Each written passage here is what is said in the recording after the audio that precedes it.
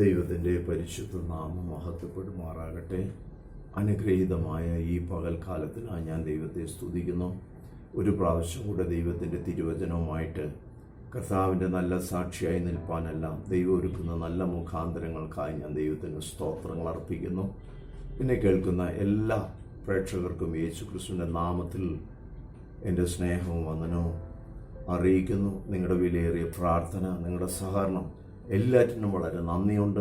ദൈവം ഏവരെയും ധാരാളമായി അനുഗ്രഹിക്കട്ടെ.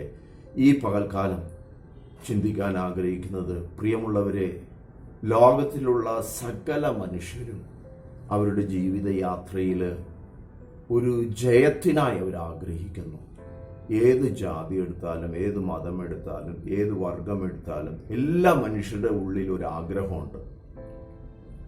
ഏതൊരു വിഷയം അവർ നേരിട്ടാലും അതിനെ ജയിക്കണമെന്ന്.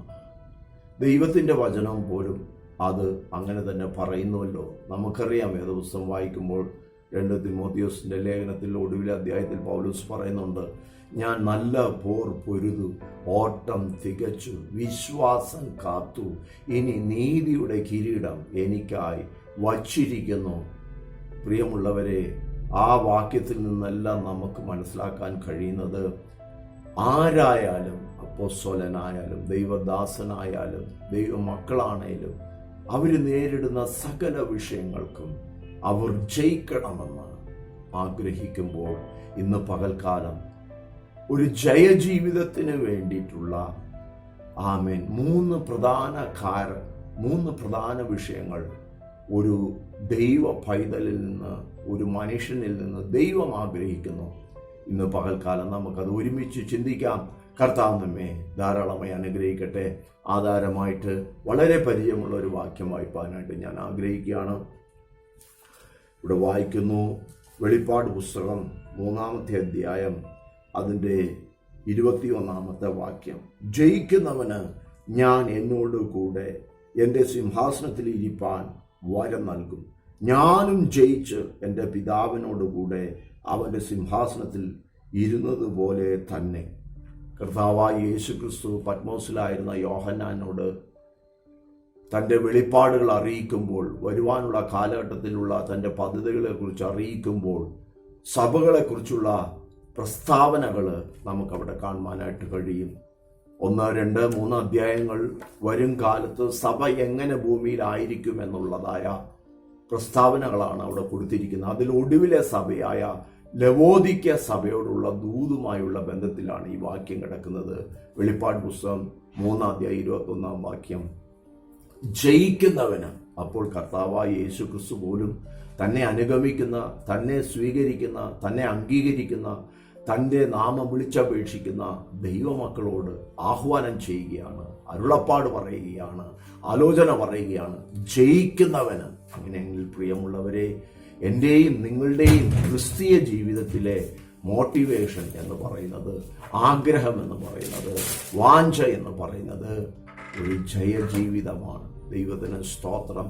എന്നെ കേൾക്കുന്ന പ്രിയമുള്ളവരെ, ഇന്ന് പകൽക്കാലം ജയജീവിതത്തിന് അത്യന്താപേക്ഷിതമായ, ഒഴിച്ചുകൂടാത്തതായ അതിപ്രധാനപ്പെട്ട 3 കാര്യങ്ങൾ ഒരു ദൈവ പൈതലിൽ നിന്ന് ദൈവം ആഗ്രഹിക്കുന്നു. ഒന്നാമത് നാം കാണുന്നത് എഫേസ്യ ലേഖനം 6-ാം അധ്യായം അതിൻ്റെ 18-ാമത്തെ വാക്യം. എഫേസ്യ ലേഖനം 6-ാം അധ്യായം അതിൻ്റെ 18-ാമത്തെ വാക്യം ഞാനിവിടെ വായിക്കുന്നു. സകല പ്രാർത്ഥനയാലും യാചനയാലും ഏത് നേരത്തും ആത്മാവിൽ പ്രാർത്ഥിച്ചും അതിനായി ജാഗരിച്ചും കൊണ്ട് സകല വിശുദ്ധന്മാർക്കും എനിക്കും വേണ്ടി പ്രാർത്ഥനയിൽ പൂർണ്ണ സ്ഥിരത കാണിപ്പീൻ. ഇവിടെ എഫേസ്യ ലേഖന കർത്താവ് പറയുകയാണ്, ഒരു ദൈവ പൈതലിന് ഒഴിച്ചുകൂടാൻ കഴിയാത്ത, ഒരിക്കലും ഒഴിച്ചുകൂടാൻ കഴിയാത്ത ഒന്നാമത്തെ കാര്യം എന്ന് പറയുന്നത്, രക്ഷിക്കപ്പെട്ട് സ്നാനപ്പെട്ട് പരിശുദ്ധാത്മ നിറവ് പ്രാപിച്ച് വിശുദ്ധിയോടെ വേർപാടോടുകൂടെ കർത്താവിനെ ആരാധിച്ച് കൂട്ടായ്മ ആചരിക്കുന്ന ഒരു ദൈവ പൈതലിന് പ്രാർത്ഥനാ ജീവിതമില്ലാതെ ഒരു ജയജീവിതം അസാധ്യമാണ്. മുമ്പോട്ട് പോവുക അസാധ്യമാണ്. പൗലോസ് ഇവിടെ പറയുന്ന, പ്രാർത്ഥനയിൽ പൂർണ്ണ സ്ഥിരത കാണിപ്പീൻ. അപ്പൊ പൂർണ്ണ സ്ഥിരതയുള്ള ഒരു പ്രാർത്ഥനാ ജീവിതം അതെങ്ങനെ നടക്കും? അതെങ്ങനെ നടക്കും പ്രിയരെ? നാം ഒരു ദിവസത്തിൽ രാവിലെ ഒരുപക്ഷെ പ്രാർത്ഥിക്കുമായിരിക്കാം, രാത്രിയിൽ ഒരുപക്ഷെ പ്രാർത്ഥിക്കുമായിരിക്കാം. ജോലിയും മറ്റ് ബന്ധപ്പാടുകളും ഉള്ളവരാണെങ്കിൽ സൗകര്യം ലഭിക്കുമ്പോഴായിരിക്കാം ദൈവസന്നിധിയിൽ ഒന്നിരുന്ന് പ്രാർത്ഥിക്കുന്നത്. ഇതൊരു മതപ്രാർത്ഥനയല്ലല്ലോ. മതത്തെ സംബന്ധിച്ചാണെങ്കിൽ എപ്പോഴെങ്കിലും ഏത് നിലയിൽ ഇരുന്ന് പ്രാർത്ഥിച്ചാലും മതി. എന്നാൽ ഒരു ദൈവ പൈതലിനെ സംബന്ധിച്ച് ദൈവസന്നിധിയിൽ ഇരുന്ന് പ്രാർത്ഥിക്കുമ്പോൾ അതിന് ഏകാഗ്രത വേണം, അതിന് മനസ്സൊരുക്കം വേണം, അതിന് ശുദ്ധീകരണ അനുഭവം വേണം. അതെല്ലാം നമുക്കറിയാമല്ലോ പ്രിയരെ. അങ്ങനെ വരുമ്പോൾ പലപ്പോഴായി ഒരു ദൈവ പൈതലിന്റെ ജീവിതത്തിൽ പ്രാർത്ഥനയുടെ അനുഭവങ്ങൾ കുറവാകാൻ സാധ്യതയുണ്ട്. എന്നാൽ ഇന്ന് പകൽക്കാലം ആ വാക്യത്തിൽ പറയുന്നുണ്ട്, ഏത് നേരത്തും ആത്മാവിൽ പ്രാർത്ഥിച്ചും ജാഗരിച്ചും കൊണ്ട്. അങ്ങനെയെങ്കിൽ ആത്മാവിലുള്ള പ്രാർത്ഥന ഒരു ദൈവ പൈതലിന് അത് സഹായകമായി നിൽക്കും. സ്തോത്രം. നിങ്ങൾ ശ്രദ്ധിക്കണം പ്രിയമുള്ളവരെ, ആത്മാവിനെ പ്രാപിച്ചാൽ, പരിശുദ്ധാത്മാ സ്നാനം പ്രാപിച്ചാൽ, പരിശുദ്ധാത്മാ നിറവിലേക്ക് വന്നാൽ, ജോലി ചെയ്യുമ്പോഴാകട്ടെ, മറ്റു ബന്ധപ്പാടുകളിലൂടെ ആയിരിക്കുമ്പോഴാകട്ടെ, യാത്ര ചെയ്യുമ്പോഴാകട്ടെ, ഒരു ദൈവ പൈതലിനെ ആത്മാവിൽ പ്രാർത്ഥിപ്പാൻ സഹായിക്കും. ദൈവത്തിന് സ്തോത്രമുണ്ടാകട്ടെ. പ്രിയമുള്ളവരെ, ആത്മാവിൽ, ഹൃദയത്തിൽ, അകത്തെ മനുഷ്യൻ പ്രാർത്ഥിച്ചുകൊണ്ടിരിക്കുമ്പോൾ ആ പ്രാർത്ഥനയിൽ പുതു ബലം, പുതു ചൈതന്യം, പുതു കൃപ, നവജീവൻ പ്രാപിപ്പാനിടയായിത്തീരും. അതിൽ നിന്ന് ഒരു രേഖപ്പെടുത്തുകയാണ്, അങ്ങനെയുള്ള പ്രാർത്ഥനയിൽ പൂർണ്ണ സ്ഥിരതയുള്ളവരായിരിക്കണമെന്ന്. പ്രാർത്ഥനയുടെ പോരായ്മകൾ ഉണ്ടെങ്കിൽ അത് നിശ്ചയമായും കുറവ് തന്നെയാണ്, തെറ്റ് തന്നെയാണ്. വേദപുസ്തകം പറയുന്നു അത് പാപമാണ്. അങ്ങനെയെങ്കിൽ പ്രിയമുള്ളവരെ, ആത്മസ്നാനം പ്രാപിച്ചുകൊണ്ട് ഹൃദയത്തിനകത്ത് ആത്മാവിൽ പ്രാർത്ഥിക്കുന്നവരായി തീരുവാൻ തക്കവണ്ണം ഈ ദിവസങ്ങളിൽ നമുക്ക് ഉത്സാഹിക്കാം. ദൈവത്തിന് സ്തോത്രമുണ്ടാകട്ടെ. അങ്ങനെ ഞാനും നിങ്ങളും ആകണമെന്ന് തിരുവചനം പഠിപ്പിക്കുകയാണ്. ആത്മാവിൽ പ്രാർത്ഥിച്ചുകൊണ്ട്, ഏത് നേരത്തും ആത്മാവിൽ ജാഗരിച്ചുകൊണ്ട് സ്ഥിരതയോടെ മുന്നേറുന്ന ഒരു ദൈവ പൈതലിന്, ഒരു ദൈവദാസന്, ഒരു ദൈവ സഭയ്ക്ക്, ഒരു ദൈവിക ഭവനത്തിന് നിശ്ചയമായിട്ടും പറയാൻ കഴിയും, ജയജീവിതം അവർക്ക് പ്രാപിപ്പാനിടയാകും. പലരും പലപ്പോഴായി പറയാറുണ്ട്, വിശ്വാസ യാത്രയിൽ തളരുന്നു, നിരാശകൾ വരുന്നു, വേദനകൾ കൊണ്ട് നിറയുന്നു, പോരാടി ക്ഷീണിച്ചു പോകുന്നു. പ്രിയമുള്ളവരെ, ഇതെല്ലാം ഒരു പക്ഷേ നമ്മുടെ ഓരോരുത്തരുടെയും ജീവിതത്തിൽ ഉണ്ടായേക്കാം. എന്നാൽ ഈ വചനം പറയുന്നു, പ്രാർത്ഥനയിൽ പൂർണ്ണ സ്ഥിരതയുള്ള ഒരു വ്യക്തിക്ക് മാത്രമേ ക്രിസ്തീയ ജീവിതത്തിൻ്റെ ജയം കാണുവാൻ കഴിയുകയുള്ളൂ. ഞാൻ ദൈവത്തിന് സ്തോത്രം. അങ്ങനെയെങ്കിൽ എന്നെ കേൾക്കുന്ന വാത്സല്യമുള്ളവരെ, ദൈവത്തിൻ്റെ ജനമേ, ദൈവത്തിൻ്റെ ദാസന്മാരെ, ഭക്തന്മാരെ, കർത്താവിനെ അനുഗമിക്കുന്നവരെ, ആമേൻ, തിരുവചന അടിസ്ഥാനപരമായി താല്പര്യമുള്ളവരെ, ഇന്ന് പകൽക്കാലം പരിശുദ്ധാത്മാവ് പറയുകയാണ്, പ്രാർത്ഥനയിൽ പൂർണ്ണ സ്ഥിരത കാണിക്കുന്നവരായി പോയാൽ മാത്രമാണ് ഒരു ജയജീവിതത്തിൻ്റെ അനുഭവം നമുക്കുണ്ടാകത്തുള്ളൂ. പ്രിയരെ, പ്രാർത്ഥനയിൽ പോരായ്മകൾ വന്നാൽ ജയജീവിതം അസാധ്യമാണ്. കാരണം ക്രിസ്തീയ ജീവിതം എന്ന് പറയുന്നത് വളരെ ശ്രദ്ധിക്കേണ്ടതും ഏറെ ഇടുക്കവും ഞെരുക്കവുമുള്ള ഒരു യാത്രയാണ്. ആ യാത്രയ്ക്കിടയിൽ തളരാതിരിക്കണമെങ്കിൽ, ക്ഷീണിക്കാതിരിക്കണമെങ്കിൽ, നിരാശയിൽ ആയി പട്ടുപോകാതിരിപ്പാൻ പ്രാർത്ഥനയില്ലാതെ കഴിയത്തില്ല. പ്രിയരെ, പ്രാർത്ഥനയെക്കുറിച്ച് ഏറെ കാര്യങ്ങൾ വേദപുസ്തകം പറയുന്നുണ്ടല്ലോ. നമ്മുടെ ഈ ജഡശരീരത്തിന് ജീവിപ്പാൻ ഈ ഭൂമിയിൽ കുറഞ്ഞത് 3 നേരമെങ്കിലും ഭൗമിക ഭക്ഷണം നാം കഴിക്കുമ്പോൾ വേദപുസ്തകം അത് തന്നെ അനുശാസിക്കുന്നത് 3 വട്ടം പ്രാർത്ഥിക്കണമെന്ന് എന്നാണ്. 3 വട്ടം അല്ലെങ്കിലും ദാനിയേൽ 3 വട്ടം ആമേൻ കിളിവാതിൽ തുറന്നിട്ട്, യെരുശലേം ദേവാലയത്തിന് നേരെയുള്ള തൻ്റെ കിളിവാതിൽ തുറന്നിട്ട് മുട്ടുകുത്തി പ്രാർത്ഥിച്ചെന്ന് വേദപുസ്തകം പറയുമ്പോൾ 3 നേരം പ്രാർത്ഥിക്കുന്നില്ലെങ്കിലും 2 നേരമെങ്കിലും പ്രാർത്ഥിക്കണം. 2 നേരമില്ലേലും 1 നേരം എങ്കിലും ദൈവസന്നിധിയിൽ പ്രാർത്ഥിക്കുന്നില്ല എങ്കിൽ പ്രിയമുള്ളവരെ, അത് പാപമാണ്, അത് പോരായ്മയാണ്. മറക്കരുത്. എന്നെ കേൾക്കുന്ന പ്രിയരെ, ജയജീവിതം ആഗ്രഹിക്കുന്നുണ്ടോ എങ്കിൽ പ്രാർത്ഥനയിൽ സ്ഥിരതയുള്ളവരായി, ആത്മാവിൽ പ്രാർത്ഥിക്കുന്നവരായി മുന്നേറുവാൻ ഇടയായി തീരണം. അത്തരത്തിൽ ഒരു അനുഭവം ഈ ദിവസങ്ങളിൽ ഈ സന്ദേശം കേൾക്കുന്നവർക്ക് ഉണ്ടാകട്ടെ. രണ്ടാമത്, ജയജീവിതത്തിന് ദൈവവചനം അനുശാസിക്കുന്നത് ഗലാത്യലേഖനം 5-ാം അധ്യായം 16-ാം വാക്യം ഇവിടെ വായിക്കുന്നു. ആത്മാവിനെ അനുസരിച്ച് നടപ്പിൻ, എന്നാൽ നിങ്ങൾ ജഡത്തിന്റെ മോഹം നിവർത്തിക്കയില്ല എന്ന് ഞാൻ പറയുന്നു. ഇവിടെ പൗലോസ് ഗലാത്യ സഭയോട് പറയുക, ദൈവജനത്തോട് പറയുക, ദൈവസഭയോട് പറയുക, ദൈവമക്കളോട് പറയുക, ആത്മാവിനെ അനുസരിച്ച് നടക്കണം. എന്നെ കേൾക്കുന്ന പ്രിയരെ, എങ്ങനെയാ വീണ്ടും ജനിച്ചത്? എങ്ങനെയാ മാനസാന്തര അനുഭവത്തിൽ വന്നത്? എങ്ങനെയാ രക്ഷിക്കപ്പെട്ടത്? എങ്ങനെയാ ദൈവഭാഗത്ത് വന്നത്? ആത്മാവ് നമ്മുടെ ആത്മാവിൻ്റെ മേൽ പരിവർത്തിച്ച് നമ്മുടെ ഉള്ളം തുറക്കുവാനിടയായി, കാൽവറി ക്രൂസിനെ നോക്കുവാനിടയായി, യേശു ക്രിസ്തുവിനെ സ്വന്തം രക്ഷകനും നാഥനുമായി അംഗീകരിക്കുവാനിടയായി, രക്ഷയുടെ അനുഭവത്തിലേക്ക് വരുവാനിടയായി. കാരണം ആത്മാവ് പരിവർത്തിച്ചത് കൊണ്ടാണ്. ആത്മാവിൻ്റെ ജീവൻ നമ്മുടെ അകത്ത് വന്നതുകൊണ്ടാണ് നാം ദൈവമക്കളായി തീരുവാനിടയായി തീർന്നത്. അങ്ങനെയെങ്കിൽ ആത്മാവ് നമ്മെ രക്ഷിച്ചെങ്കിൽ ആ ആത്മാവിനെ, ദൈവത്തിൻ്റെ പരിശുദ്ധാത്മാവിനെ അനുസരിച്ച് നടക്കണം. അത് പ്രധാനപ്പെട്ട ജീവിത യാത്രയിൽ പ്രധാനപ്പെട്ട സംഭവങ്ങൾ വരുമ്പോൾ, ഒരു വിദ്യാഭ്യാസത്തിൻ്റെ ആവശ്യം വരുമ്പോൾ, ഭാവിയുടെ ഒരു കാര്യം വരുമ്പോൾ, ഒരു വിവാഹത്തിൻ്റെ ആലോചന വരുമ്പോൾ, ഒരു ജോലിയുടെ ആവശ്യകത വരുമ്പോൾ, ഒരു യാത്ര വരുമ്പോഴെല്ലാം ആത്മനടത്തിപ്പ് തേടണമെന്ന്, ആത്മനടത്തിപ്പിന് വിധേയപ്പെടണമെന്ന്, ആത്മനടത്തിപ്പ് ആരായണമെന്ന് തിരുവചനം പഠിപ്പിക്കുന്നു. ജയജീവിതം ആഗ്രഹിക്കുന്നുണ്ടോ? ജയജീവിതം ആഗ്രഹിക്കുന്നു എങ്കിൽ ആത്മനടത്തിപ്പിന്, ആത്മാവിനെ അനുസരിച്ച് നടക്കുന്നവരായി തീരും. പ്രിയമുള്ളവരെ, പഴയ നിയമത്തിൽ ന്യായാധിപന്മാരുടെ പുസ്തകത്തിൽ വളരെ വ്യക്തമായിട്ട് എഴുതിയിട്ടുണ്ട്, ഇസ്രായേൽ ജനം തങ്ങൾക്ക് ബോധിച്ചതുപോലെ നടന്നു, അതുകൊണ്ട് ദൈവം അവരിൽ പ്രസാദിച്ചില്ല. എന്നാൽ പുതിയ നിയമത്തിൽ അപ്പോസ്തലപ്രവൃത്തി 16-ാം അധ്യായത്തിൽ പൗലോസ് മക്കെദോന്യയിലേക്ക് പോകുവാൻ തക്കവണ്ണം ആത്മാവ് അവനെ നടത്തി. ഏഷ്യ മൈനറിലേക്ക് പോകാതിരിപ്പാൻ ആത്മാവ് അവനെ വിലക്കി എന്നൊക്കെയും വായിപ്പാൻ കഴിയും. എന്തുകൊണ്ടാ പ്രിയരെ?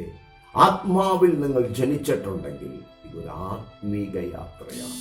ലോകപ്രകാരം, ജഡപ്രകാരം ഉള്ള യാത്രയല്ലാതെ, ജഡത്തിന്റെ മോഹങ്ങൾക്കൊത്തവണ്ണമുള്ള ഒരു യാത്രയല്ല ഇത്. ലോകമോഹങ്ങൾക്ക് വിധേയപ്പെടുന്ന ഒരു യാത്രയല്ല ഇത്. പകരം ഇതൊരു ആത്മീക യാത്രയാണ്. മറന്നു പോകരുത്. ആത്മീക യാത്ര എന്ന് പറഞ്ഞാൽ നമ്മെ ജനിപ്പിച്ച ആത്മാവാം ദൈവം വഴികാട്ടിയായി നടത്തുന്ന യാത്രയാണ്. യെശയ്യാവിൽ പറയുന്നു, ഇതാ വഴി, ഇതാ ഇതിലെ പോകൂ എന്ന ഒരു ശബ്ദം പിറകിൽ നിന്ന് കേട്ടുകൊണ്ട് മുമ്പോട്ട് പോകുന്ന ഒരു യാത്രയാണ്. പ്രിയമുള്ളവരെ, ആത്മാവിനെ അനുസരിച്ച് നടന്നാൽ നിശ്ചയമായും നമുക്ക് ഒരു ജയജീവിതം ലഭിക്കാനിടയാകും. ജഡത്തെ അനുസരിച്ച് നടന്നാലോ? ആ വാക്യങ്ങളിലുണ്ട് 16, 22 വാക്യങ്ങൾ. 22 ഗലാത്യ ലേഖനം 5:22 ആത്മാവിന്റെ ഫലമോ ജഡത്തിന്റെ പ്രവൃത്തികളോ എന്ന് 2 ഗണമായി അവിടെ കൊടുത്തിട്ടുണ്ട്. ജഡത്തിന്റെ നടപ്പ്, ആത്മാവിന്റെ നടത്തിപ്പ്. പ്രിയമുള്ളവരെ, ജയജീവിതം നിങ്ങൾ ആഗ്രഹിക്കുന്നുണ്ടോ? ഇന്ന് പകൽക്കാലം എന്നെ കേൾക്കുന്നവരോട് ഞാൻ പറയട്ടെ, നിങ്ങൾക്ക് ജയജീവിതത്തിനുള്ള വാഞ്ചയുണ്ടെങ്കിൽ നിങ്ങൾ മറക്കരുത്, ആത്മാവിനെ അനുസരിച്ച് നടക്കണം. ആത്മാവിന് പൂർണ്ണ വിധേയത്വം പുലർത്തണം. ആത്മനിയോഗങ്ങൾക്കൊത്തവണ്ണം ചുവടുകൾ മുമ്പോട്ട് വയ്പ്പാനിടയാകും. ഒരു ശുശ്രൂഷകനാകട്ടെ, ഒരു ദൈവദാസനാകട്ടെ, ഒരു പ്രവാചകനാകട്ടെ, ഒരു സുവിശേഷകനാകട്ടെ, ഒരു അപ്പോസ്തലനാകട്ടെ, ആമേൻ, ഒരു വിശ്വാസിയാകട്ടെ, ആത്മാവിനെ അനുസരിച്ച് നടന്നാൽ മാത്രമാണ് ക്രിസ്തീയ ജീവിതത്തിൽ വിജയം കാണുവാനിടയാവുകയുള്ളൂ. സ്ഥിരമായ ഒരു ജയജീവിതം ലഭ്യമാകുകയുള്ളൂ. അത് ആഗ്രഹിക്കുന്നുണ്ടോ എങ്കിൽ തിരുവചനം പറയുന്നു, ആത്മാവിനെ അനുസരിച്ച് നടക്കണം. ആത്മാവ് നടത്തുന്നത് പോലെ നടക്കണം. ആത്മാവിൻ്റെ ആലോചന നാം അന്വേഷിക്കണം. ദൈവമക്കളാകുന്നുവെങ്കിൽ ആത്മാവിൻ്റെ ആലോചന നാം അന്വേഷിക്കണം. പ്രിയമുള്ളവരെ, ഒരുപക്ഷെ നാം രക്ഷിക്കപ്പെട്ട് സ്നാനപ്പെട്ട് ഏതെങ്കിലും വിഭാഗത്തിൽ, ഏതെങ്കിലും സഭാസമൂഹങ്ങളിൽ ഉൾപ്പെട്ടവരാണ്. ആ സഭാസമൂഹങ്ങളിൽ ശുശ്രൂഷകരുണ്ട്, ഇടയന്മാരുണ്ട്, മൂപ്പന്മാരുണ്ട്, പ്രവാചകന്മാരുണ്ട്. 1 കൊരിന്ത്യർ ലേഖനം 12:28 അത് വളരെ വ്യക്തമായി അവിടെ രേഖപ്പെടുത്തിയിട്ടുണ്ട്. ദൈവം സഭയ്ക്കായി നിയമിച്ച 8 കൂട്ടം ശുശ്രൂഷകരെ അവിടെ കാണാം. അവരെല്ലാം ഈ ആത്മീക നടത്തിപ്പിന് സഹായിക്കുന്നവരാണ്. അവര് സഭയെ പരിപാലിക്കുന്നവരാണ്. എന്നാൽ പൂർണ്ണ ജയം തരുന്നത്, പൂർണ്ണ ജയം ഒരുക്കുന്നത് പരിശുദ്ധാത്മാവാണ്. മറന്നു പോകരുത്. അതുകൊണ്ട് എന്നെ കേൾക്കുന്ന പ്രിയമുള്ളവരെ, ഈ സന്ദേശം നിങ്ങൾ കേൾക്കുമ്പോൾ ഹൃദയത്തിൽ ആഴമേറിയ വാഞ്ചയോടും സമർപ്പണത്തോടും ദൈവത്തോട് പ്രാർത്ഥിക്കണം. പരിശുദ്ധാത്മാവേ, ആത്മാവേ, അങ്ങ് കൈ പിടിച്ച് നടത്തണമേ. ജയജീവിതം നിങ്ങൾ ആഗ്രഹിക്കുന്നുണ്ടോ? നിങ്ങൾ അങ്ങനെ പറഞ്ഞേ മതിയാവും, അങ്ങനെ പ്രാർത്ഥിച്ചേ മതിയാവോ. അപ്പായോട് അങ്ങനെ പ്രാർത്ഥിക്കണം. ആത്മാവേ, പരിശുദ്ധാത്മാവേ, എൻ്റെ കരം പിടിച്ച് വഴി നടത്തണമേ. തമിഴിൽ S.J. ബർഗ്മാൻസ് ആത്മാവിൽ ഒരു പാട്ട് പാടിയിട്ടുണ്ട്. എങ്ക് செல்ல வேண்டும் என்ன சொல்ல வேண்டும் வழி நடத்தும் ஆவியானவரே, விருப்பம் இல்லாத இடங்களுக்கு செல்லாம தடுத்து நிறுத்தும் ஆவியானவரே, விருப்பம் இல்லாம இடங்களுக்கு செல்லாம தடுத்து நிறுத்தும் ஆவியானவரே, ஆவியானவரே, ஆவியானவரே, பரிசுத்த ஆவியானவரே, ஆவியானவரே, ஆவியானவரே, പരിശുദ്ധ ആവിയാനവരേ. പ്രിയമുള്ളവരെ, ആത്മവിധേയത്വമില്ലാതെ, ആത്മാവിന് കീഴടങ്ങാതെ, ആത്മാവിൻ്റെ നടത്തിപ്പിന് വിധേയപ്പെടാതെ ഒരു ദൈവ പൈതലിന്, ഒരു വിശ്വാസിക്ക്, ഒരു ദൈവദാസന് ക്രിസ്തീയ ജീവിതം ജയത്തോടെ പൂർത്തീകരിക്കാൻ കഴിയില്ല. വേദപുസ്തകത്തിൽ ധാരാളം ഉദാഹരണങ്ങളുണ്ട്. പഴയ നിയമത്തിൽ അവർ പട്ടുപോയി. പുതിയ നിയമത്തിൽ എബ്രായലേഖനത്തിൽ പൗലോസ് പറയുന്നുണ്ട്, ആ സ്വസ്ഥതയിലേക്ക് നിങ്ങൾ പ്രവേശിക്കണം. ആ സ്വസ്ഥതയിലേക്ക് പ്രവേശിക്കണമോ? ആ നിത്യരാജ്യത്തേക്ക് നിങ്ങൾക്ക് പ്രവേശനം ദൈവം സാധ്യമാക്കി തരും. എന്നാൽ മറക്കരുത്, ആത്മാവിനെ അനുസരിച്ച് നടക്കണം, ആത്മാവിന് വിധേയപ്പെട്ട് നടക്കണം. ജയജീവിതം ആഗ്രഹിക്കുന്ന എന്നെ കേൾക്കുന്ന പ്രിയമുള്ളവരെ, ഇന്ന് പകൽക്കാലം 1 പ്രാർത്ഥനയിൽ സ്ഥിരതയുള്ളവരായിരിക്കണം. 2 ആത്മാവിനെ അനുസരിച്ച് നടക്കുന്നവരായിരിക്കണം. 3 തിരുവചനം നമ്മെ ഇങ്ങനെ പഠിപ്പിക്കുകയാണ്. സങ്കീർത്തനം 1-ാം സങ്കീർത്തനം നമുക്കറിയാം. 1-ാം സങ്കീർത്തനം അറിയില്ലാത്ത ഒരു വിശ്വാസി പോലും ഉണ്ടാകത്തില്ല. അതിലെ 2-ാം വാക്യത്തിൽ ഇങ്ങനെ പറയുന്നു, യഹോവയുടെ ന്യായപ്രമാണത്തിൽ സന്തോഷിച്ച് അവന്റെ ന്യായപ്രമാണത്തെ രാപ്പകൽ ധ്യാനിക്കുന്നവൻ ഭാഗ്യവാൻ. ശ്രദ്ധിച്ച്, അവന്റെ ന്യായപ്രമാണത്തെ രാപ്പകൽ ധ്യാനിക്കുന്നവൻ എന്ന് പറഞ്ഞാൽ എഴുതപ്പെട്ട തിരുവചനത്തെ രാപ്പകൽ ധ്യാനിക്കുന്നു എന്നാണ് അവിടെ വിവക്ഷ. എഴുതപ്പെട്ട തിരുവചനം എന്ന് പറഞ്ഞാൽ എന്താണെന്നറിയാമോ? വചനം ദൈവം, വചനം ദൈവം, വചനം ദൈവത്തോടുകൂടെ, വചനം ദൈവമായിരുന്നു, വചനം ദൈവമാണ്. പ്രിയമുള്ളവരെ, ആ വചനം രാപ്പകൽ ധ്യാനിക്കണം. ഒന്നുകൂടെ പറയട്ടെ, മനുഷ്യൻ എന്ന് പറയുന്ന ഏകത്വം ഉൾക്കൊള്ളുന്ന ശരീര ആത്മദേഹി എന്ന അമൂല്യ ഘടകങ്ങൾ ഉൾപ്പെട്ട ഈ 3 ഘടകങ്ങളുള്ള മനുഷ്യൻ എന്ന് പറയുന്ന ഈ സ്കെച്ചർ നിങ്ങൾ മനസ്സിലാക്കണം. ഇത് ഫ്രെയിം ചെയ്തിരിക്കുന്നത് തിരുവചനാടിസ്ഥാനത്തിൽ ജീവിക്കാൻ വേണ്ടിയിട്ടാണ്. ഇല്ലെങ്കിൽ തകർന്നു പോകും. ഉദാഹരണം പറയുകയാണെങ്കിൽ, നമ്മൾ ഒരു ഫ്രിഡ്ജ് മേടിക്കുമ്പോൾ, ഒരു TV മേടിക്കുമ്പോൾ, അതും അല്ലെങ്കിൽ മറ്റേതെങ്കിലും ഒരു ഇലക്ട്രോണിക്സ് ഉപകരണം മേടിക്കുമ്പോൾ അവർ അത് ഉപയോഗിക്കേണ്ട ഒരു മാനുവൽ തരും. ആ മാനുവൽ പ്രകാരം ഉപയോഗിക്കുമ്പോഴാണ് അവർ 7 വർഷത്തെ വാറണ്ടി അല്ലെങ്കിൽ 14 വർഷത്തെ വാറണ്ടി എല്ലാം അതിൽ കൊടുത്തിരിക്കുന്നത്. എന്ന് വെച്ചാൽ മനസ്സിലാകുന്നുണ്ടോ? ആ മാനുവൽ പ്രകാരം വേണം ആ ഉപകരണം ഉപയോഗിക്കുവാൻ. ആ കമ്പനി നിർമ്മാതാവാണ് ആ ഉപകരണത്തിന് വേണ്ട അത് എങ്ങനെ ഉപയോഗിക്കണം എന്ന് തീരുമാനിച്ച് റെഡിയാക്കി വെച്ചിരിക്കുന്നത്. ആ കമ്പനിയാണ് ആ മാനുവൽ തരുന്നത്. ആ മാനുവൽ ലഭിച്ചു കഴിഞ്ഞാൽ ആ മാനുവൽ നമ്മളൊന്ന് പരിശോധിക്കും. ആ മാനുവൽ പ്രകാരം ആ ഉൽപ്പന്നം അല്ലെങ്കിൽ ആ TV അല്ലെങ്കിൽ ഫ്രിഡ്ജ് ഉപയോഗിക്കുവാനായിട്ട് നാം ശ്രമിക്കും. നമുക്കത് അറിയാമല്ലോ പ്രിയമുള്ളവരെ. അത് ശരിയായ വിധത്തിൽ ഉപയോഗിക്കുന്നില്ല എങ്കിൽ അതിന് കംപ്ലൈന്റ് വരും. കംപ്ലൈന്റ് വരുമ്പോൾ നാം സർവീസ് സെന്ററിൽ കൊണ്ടുപോകും. നമുക്കറിയാമല്ലോ. ഇതുപോലെ ദൈവത്തിൻ്റെ സൃഷ്ടിയാകുന്ന മനുഷ്യൻ, ദൈവം സൃഷ്ടിയാകുന്ന മനുഷ്യൻ ഭൂമിയിലെ പൂഴി കൊണ്ട് നിർമ്മിച്ച് അവൻ്റെ മൂക്കിൽ ജീവശ്വാസം ഊതി ജീവനുള്ള ദേഹിയായി തീർന്ന മനുഷ്യൻ ഈ പുസ്തകം വായിക്കണമെന്നായി പറയുന്നത്. ഈ പുസ്തകം വായിക്കാതെ എങ്ങനെ ധ്യാനിക്കാൻ ഒക്കും? കാര്യം എങ്ങനെ മനസ്സിലാക്കും? മനസ്സിലാകുന്നുണ്ടോ? എൻ്റെ ഈ ഫ്രെയിം തകർന്നു പോകാതെ ദൈവരാജ്യത്തിൽ നിത്യജീവനിൽ എത്തിക്കണമെന്നുള്ള ദൈവത്തിൻ്റെ പദ്ധതിയും പ്ലാനും നടത്തിപ്പും കാര്യാദികളും എഴുതപ്പെട്ട പുസ്തകമാണ് എൻ്റെ കയ്യിലിരിക്കുന്ന വിശുദ്ധ തിരുവെഴുത്ത്. ഇത് വായിക്കാതെ ഇരുന്ന വല്ലതും മനസ്സിലാവൂ? ഇവിടെ പറയുന്നത് ധ്യാനിക്കണമെന്നാണ്. വായിക്കുമ്പോഴാണ് ഒരു വ്യക്തിക്ക് ധ്യാനം വരത്തുള്ളൂ.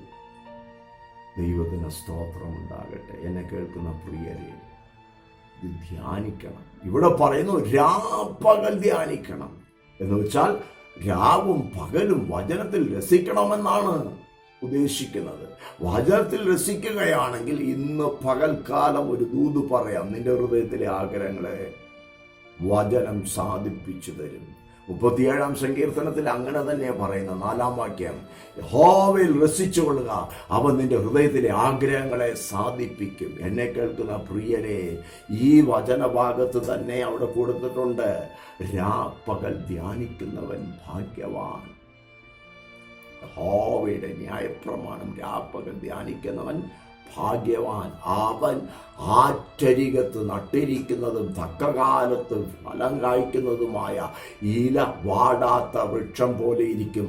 അവൻ ചെയ്യുന്നതൊക്കെയും സാധിക്കും. ദൈവത്തിന് മഹത്വം. നിങ്ങൾക്ക് മനസ്സിലാകുന്നുണ്ടോ പ്രിയമുള്ളവരെ? നിങ്ങൾ ജോലിക്കാരനായിരിക്കാം, ബിസിനസ്സുകാരനായിരിക്കാം, പ്രവാചകനായിരിക്കാം, അപ്പസ്വലനായിരിക്കാം, ദൈവദാസനായിരിക്കാം, ഒരുപക്ഷെ ഭാരപ്പെടുന്നവനായിരിക്കാം, ജോലിയില്ലാതെ വിഷമിക്കുന്നവനായിരിക്കാം. ഇന്ന് പകൽക്കാലം ഈ സന്ദേശം നിങ്ങൾ ശ്രദ്ധിക്കുമ്പോൾ ഒരു കാര്യം നിങ്ങൾ മനസ്സിലാക്കുക. ഈ പുസ്തകം നിങ്ങൾ വായിക്കണം. വിശുദ്ധ തിരുവെഴുത്ത് നിങ്ങൾ വായിക്കണം. വിശുദ്ധ തിരുവെഴുത്ത് വായിച്ച് ധ്യാനിക്കുന്നവൻ ഭാഗ്യവാൻ. ജയകരമായ ഒരു ക്രിസ്തീയ ജീവിതത്തിന് വേണ്ടി ആഗ്രഹമുണ്ടോ? എങ്കിൽ ഇത് ഒഴിച്ചുകൂടാനാകാത്ത കാര്യമാണ്. യഹോവയുടെ ന്യായപ്രമാണം രാപ്പകൽ ധ്യാനിക്കുന്ന ആ സ്വഭാവം. 1, പ്രാർത്ഥനയിൽ സ്ഥിരതയുള്ള സ്വഭാവം. 2, ആത്മാവിന് അനുസരിച്ച് നടക്കുന്ന സ്വഭാവം, മനോഭാവം. 3, തിരുവചനം വായിച്ച് ധ്യാനിക്കുന്ന ഒരു സ്വഭാവം. പ്രിയമുള്ളവരെ, ഈ അതിപ്രധാനപ്പെട്ട 3 സ്വഭാവ ഗുണങ്ങൾ ഈ സന്ദേശം കേൾക്കുമ്പോൾ നിങ്ങൾക്കുണ്ടാകട്ടെ. ഞാൻ പ്രാർത്ഥിക്കുന്നു, ഈ സന്ദേശം നിങ്ങൾക്കൊരു അനുഗ്രഹമായി വിടുതലായി തീരട്ടെ. ഞാൻ ആത്മാർത്ഥമായി പ്രാർത്ഥിക്കുന്നു. ദൈവം നിങ്ങളെ ധാരാളമായി അനുഗ്രഹിക്കട്ടെ. God bless you all.